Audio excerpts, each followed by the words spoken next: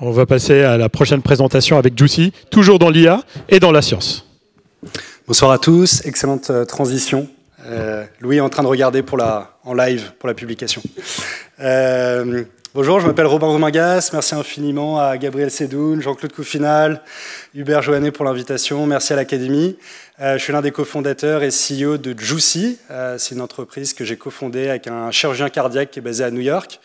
Et c'est la contraction de Juice of Science en bon français, ou jus de science, avec une promesse qui est très simple, délivrer un jus de science quotidien pour aider la communauté médicale à rester à jour des dernières publications, études cliniques et recommandations médicales dans son domaine, dans sa spécialité. Et cette entreprise est née de deux constats. La première, c'est que la littérature scientifique évolue de plus en plus vite. C'est une tendance de fond avec la pandémie de Covid qui a été un catalyseur. Et la deuxième observation, c'est qu'il reste encore très difficile d'accéder à l'ensemble de cette littérature scientifique. Il y a des agrégateurs assez traditionnels que tout le monde connaît, comme PubMed par exemple, qui permettent de chercher les publications. C'est utilisé par beaucoup de gens dans le monde, mais beaucoup de monde également s'en plaignent, qui n'est pas forcément adapté aux besoins et au quotidien aujourd'hui des professionnels de santé. Donc la promesse de Juicy, c'est de combiner trois choses. Une exhaustivité en termes de couverture de contenu dans la santé. Aujourd'hui, on couvre 40 spécialités médicales en santé humaine. La deuxième, c'est d'intégrer les dernières technologies. On a commencé à développer, à entraîner des modèles de Natural Language Processing pour digérer automatiquement les publications, qui s'est depuis traduit en une pipeline qui permet d'automatiser de bout en bout la veille de la littérature scientifique, en traduisant, en recommandant ces contenus, puisque notre vision produit est véritablement d'amener la science, la recherche directement aux utilisateurs. Puis la dernière composante, c'est l'expérience. Aujourd'hui, on est tous habitués à écouter des podcasts sur Apple Music ou sur Spotify. C'est des super expériences. Lorsqu'on parle de science, ça ne doit pas forcément être scientifique. C'est ce qu'on remet en question. Et on se présente donc comme le Spotify du contenu fondé sur des preuves scientifiques. Donc notre mission, c'est de réinventer radicalement la manière dont les organisations de santé, dont les professionnels de santé interagissent avec la littérature scientifique, avec la recherche, d'abord pour gagner du temps, mais également pour élargir les horizons de la connaissance, ouvrir les chakras dans une spécialité de plus en plus spécialisée. Et les retours fréquents qu'on reçoit de la part de notre communauté, c'est « Tiens, grâce à Juicy, j'ai découvert cette étude ou cette publication que je n'aurais pas forcément cherché ou même pensé à chercher, mais pour autant qui m'intéresse. » Et c'est véritablement ça ce qu'on souhaite, alimenter, recommander, fournir une expérience personnalisée à travers du contenu fondé sur des preuves scientifiques. Alors je vais directement vous faire une petite démo de l'application. Vous pouvez également scanner le QR code si ça vous intéresse. Donc on peut commencer en posant une question très simple. Comment améliorer la formation des chirurgiens à travers l'IA et recevoir une réponse qui vient directement de la littérature scientifique avec l'ensemble des sources pour savoir d'où vient la réponse. En cliquant sur une source, on accède directement à la synthèse de la publication qu'on va pouvoir écouter si on est dans le métro ou à bicyclette et accéder aux différentes sections clés pour avoir son concentré. On a différentes fonctionnalités sur l'application, comme par exemple une page à découvrir, qui, comme le nom l'indique, c'est pour explorer la littérature scientifique à travers différents types de formats, comme des playlists par exemple, qui viennent colliger les dernières publications sur telle ou telle thématique, ou même des vidéos où on utilise l'intelligence artificielle pour transformer des publications PDF ou HTML en vidéos de courte durée. Vous pouvez suivre vos revues préférées. Vous pouvez utiliser également ce petit blender magique, mixeur magique qui vient vous recommander du contenu à partir d'un algorithme de recommandation ou bien tout simplement à partir de la recherche, taper des mots-clés et filtrer pour trouver les publications digérées, sélectionnées, curatées dans votre domaine. Et spécifiquement pour Chirurgie 4.0, on a créé un espace dédié à la chirurgie dans lequel vous allez retrouver ce qu'on appelle des nectars de science, qui sont des concentrés de la littérature scientifique sur telle ou telle question, qui viennent entremêler, entrecroiser différentes publications pour vous donner une overview que vous pouvez facilement swapper et consommer comme ça très rapidement. Vous avez également des playlists sur lesquelles on vient traiter de différentes thématiques, comme par exemple les défis des jeunes chirurgiens, avec toutes les dernières publications impactantes, avec un haut facteur d'impact colligé, Et puis un feed qui vient se nourrir en temps réel à travers beaucoup de sous-spécialités en chirurgie pour vous maintenir à jour. Là, aujourd'hui, on a 200 000 utilisateurs qui viennent de plus de 60 pays dans le monde et on accompagne plus de 30 organisations de santé. Ça va de CHU et de réseaux de cliniques à des sociétés savantes jusqu'à des industriels dans leur besoin de maintien de connaissances médicales en automatisant la veille de leur littérature scientifique. Voilà. Merci.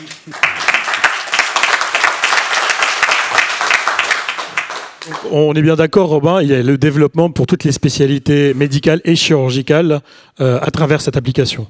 Absolument. L'application est disponible directement sur l'App Store ou sur Google Play et couvre aujourd'hui 40 spécialités médicales en santé humaine. On a également ouvert la santé animale pour nos amis, les chats, les chiens, les chèvres. Excellent. Et donc là, la question, c'est la chirurgie plastique. Est-ce que c'est gratuit ? Alors c'est gratuit pour les utilisateurs finaux, puisque notre modèle économique est dédié aux organisations de santé. On accompagne aussi bien les hôpitaux comme le CHU de Dijon ou le CHU de Nice, des cliniques et des EHPAD comme Orpea, des sociétés savantes, et puis des industriels comme Sanofi ou même L'Oréal en dermatologie, pour les aider à maintenir les niveaux de connaissances en interne. Et donc notre modèle économique est tourné vers ça. C'est à travers des partenariats. Ouais. Donc on va voir la chirurgie plastique. C'est uniquement avec des partenaires ou c'est accessible aussi de façon payante, je ne sais pas, pour des gens externes Alors l'application, elle est disponible de manière externe. Okay. Tout le monde peut la télécharger. Mais notre modèle économique est vraiment dédié à ces organisations de santé où on crée des espaces où en fait on livre notre technologie pour leur permettre d'automatiser leur veille et maintenir les niveaux de connaissances en interne. Et alors ça fonctionne que sous forme de questions. À chaque fois, il faut poser une question comme sur ChatGPT ou il donne une réponse ou on peut rechercher par thématique aussi une synthèse. Alors la partie question est une partie, mais ce qu'on souhaite, c'est vraiment créer une interface, un espace où on peut explorer, un petit peu comme dans Spotify. On peut explorer différentes musiques, on peut également chercher si on le souhaite, on peut interagir directement avec du contenu. On propose différents modes de consommation et de recherche de contenu, soit à travers de la recommandation, soit à travers de la recherche proactive.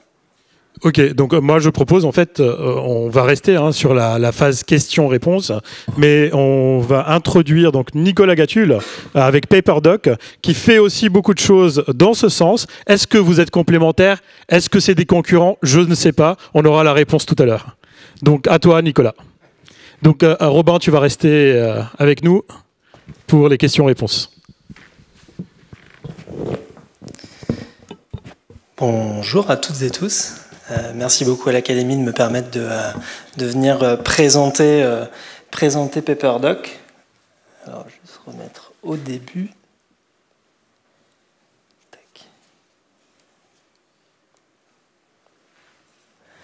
Voilà.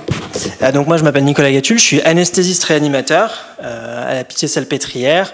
Je fais également de la recherche en intelligence artificielle, notamment sur des problématiques de traumatologie sévère. Et j'ai cofondé avec Damien PaperDoc, que je suis vraiment très content de vous présenter aujourd'hui. Donc en fait, PaperDoc, on va se rejoindre un petit peu sur le pourquoi avec Robin. PaperDoc, c'est une idée qui est née pendant mon parcours et qui part d'un constat très simple qu'on a toutes et tous fait et qu'on continue de faire aujourd'hui, c'est que c'est difficile de se maintenir à jour. C'est difficile parce qu'il y a énormément de publications qui sont publiées tous les jours, qu'on n'a pas le temps de les lire, on n'a pas le temps de les chercher, on n'a pas le temps de les trier. Et en plus, on a effectivement, pour le faire, d'un côté des plateformes qui sont relativement peu ergonomiques, évidemment. Tu as cité PubMed, je suis assez d'accord. PubMed, c'est du mot-clé, c'est en anglais, ça retourne une liste de liens, d'ailleurs qui ne colle pas toujours avec les mots-clés qu'on a renseignés. Et puis de l'autre côté, on a du ChatGPT qui certes est beaucoup plus ergonomique, mais qui clairement n'est pas très fiable en termes de science. Et donc nous, l'idée, c'était de trouver un intermédiaire entre ces deux entités. Et donc on a développé PaperDoc. On a réuni une petite équipe avec des techs, des experts en santé, des experts en IA. Et donc on a développé PaperDoc qui est disponible sur application et sur web app, qui est une solution boostée par une intelligence artificielle dont le but est de faciliter le travail de veille scientifique, de recherche académique.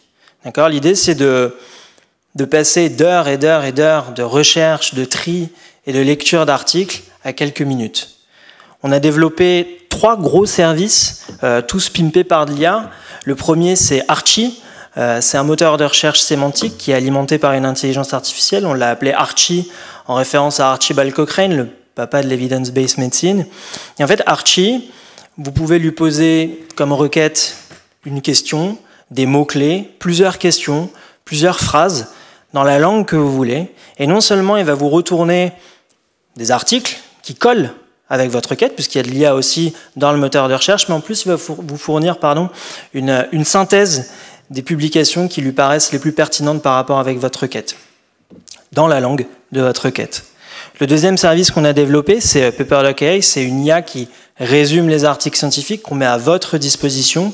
C'est-à-dire que vous pouvez télécharger votre PDF d'article et l'IA va aller capter les informations les plus pertinentes de l'article et les condenser en un résumé qu'on peut facilement lire et écouter en anglais ou en français. Et enfin, on a développé une IA qui permet de faire de la recommandation personnalisée d'articles, personnalisée sur votre profil, mais sur les requêtes que vous avez faites sur Archie également. Et donc de la recommandation personnalisée, évidemment, actualisée.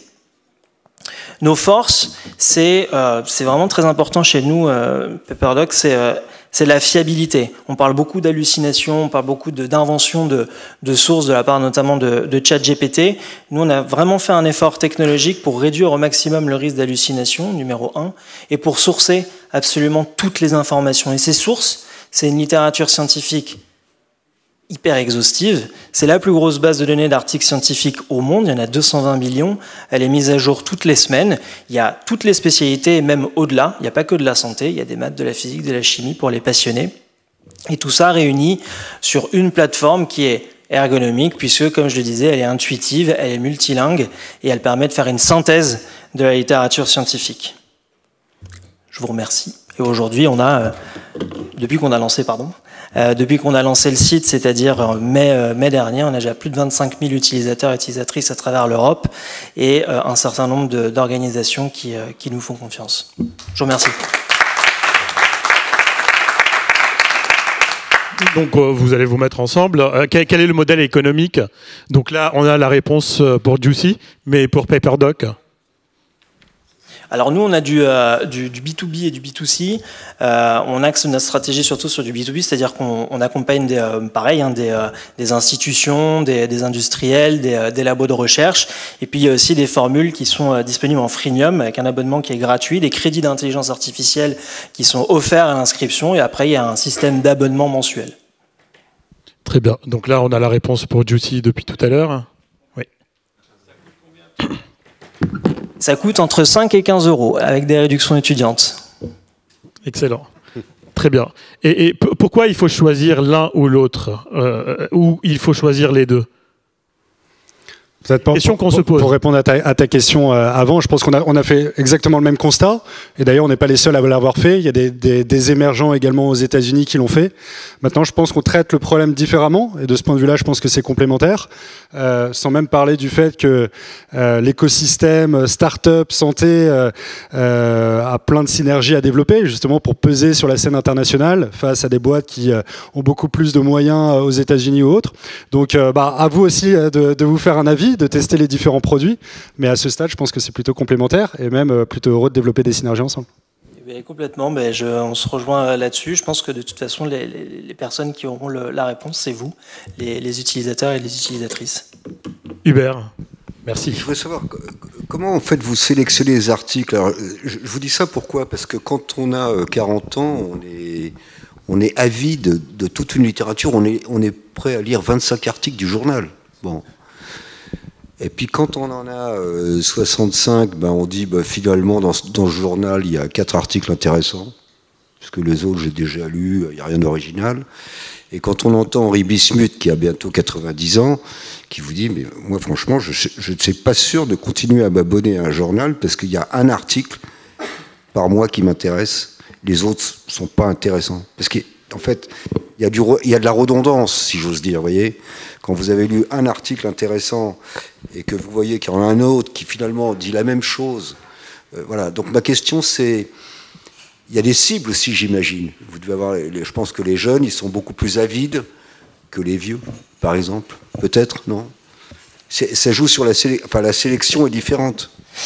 Alors nous, après je laisserai Robin répondre. Nous, on a fait le choix chez PaperDoc de laisser l'IA travailler par rapport à votre requête. Donc c'est elle qui va aller choisir les articles avec des systèmes de filtres évidemment qu'on met en place qui vont vous permettre d'aller chercher les articles de telle date à telle date, qui vont vous permettre d'aller chercher les articles publiés dans des revues à plus ou moins haut impact factor, plus ou moins cités. Mais on a fait le choix, nous, de pas privilégier immédiatement les revues à plus haut impact factor pour les raisons qu'on connaît toutes et tous. C'est que c'est pas parce qu'on est publié dans un New England que forcément l'étude est pertinente et vice versa. Donc ça, on laisse vraiment la main à l'utilisateur et l'utilisatrice.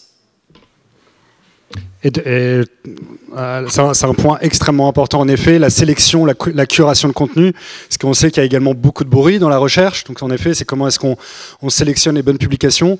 De notre côté on utilise une quinzaine de critères qui viennent pas de nous mais qui viennent de la communauté médicale internationale. On va utiliser le facteur d'impact pour plus ou moins pondérer des publications, on en utilise beaucoup d'autres aussi, comme on va pondérer l'importance d'une publication en fonction du nombre de citations qu'elle va recevoir tout au long de sa vie. Aujourd'hui on va plutôt privilégier des publications qui sont peer-reviewed. On peut questionner le processus de revue par des pairs, mais pour autant, c'est quand même un gage de qualité aujourd'hui. Et tout ça nous permet de faire un premier filtre. Et ensuite, notre vision, c'est toujours d'associer d'un côté l'intelligence artificielle avec une supervision humaine. Et c'est pour ça qu'on a une équipe médicale en interne qui va toujours contrôler ce que l'IA produit en bout de chaîne pour s'assurer de la qualité des résultats.